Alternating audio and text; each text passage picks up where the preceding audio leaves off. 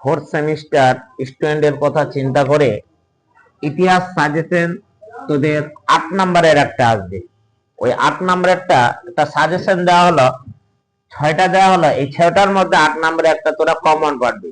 তার মধ্যে যেটা সবচেয়ে বেশি ইম্পর্টেন্ট, ভারতের স্বাধীনতা আন্দোলন নেতাজি সুভাষচন্দ্র বসু ও আজাদ হিন্দ ফৌজের ভূমিকা, এটা খুব খুব খুব ইম্পর্টেন্ট। এটাতে 5টা স্টার দেওয়া চলে।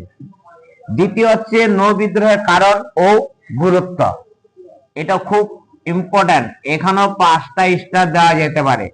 তৃতীয় হচ্ছে ভারত ছাড়া আন্দোলনের কারণ ও গুরুত্ব এবং ব্যর্থতা, এটাও 5টা স্টার দেওয়া যেতে পারে।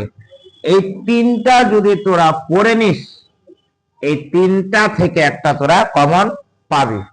8 নম্বরে যে তোদের একটা আসবে হিস্ট্রি থেকে, ওই একটা, এই 3টা প্রত্যেকটা স্টুডেন্টকে পড়তে হবে, এটাই খুব ইম্পর্টেন্ট। তার মধ্যে তোদের দেখে যেতে হবে কংগ্রেসের চরমপন্থী উত্থানের কারণ, এটা তো 3টা স্টার দেওয়া যেতে পারে। আইন অমান্য আন্দোলনের কারণ, গুরুত্ব, ব্যর্থতা, এটাও 3টা স্টার দেওয়া যেতে পারে। আইন অমান্য আন্দোলনের কারণ, গুরুত্ব, ব্যর্থতা, এটাও 3টা স্টার দেওয়া যেতে পারে। এই যে 6টা আছে, 6টা সবাই একটু দেখে নেবে।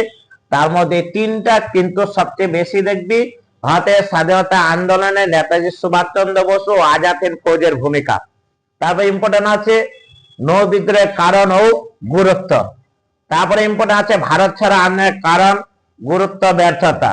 তারপর কংগ্রেসের চরমপন্থী উত্থানের কারণ, এটা 4 নম্বরে দিয়ে দিতে পারে। সবাই ভালো লাগলে একটু দিবি, চ্যানেলটা সাবস্ক্রাইব করে রাখবে। কালকে আমি এই যেগুলা তোদের 4 নম্বরের আর 3 নম্বরে আসবে, 4 নম্বরে 5টা আছে, 4 5 20 নাম্বার, 3 নম্বরে 4টা আসবে, 3 4 12 নাম্বার। এগুলা কালকে আমি তোদের সাজেশন দিয়ে দেবো।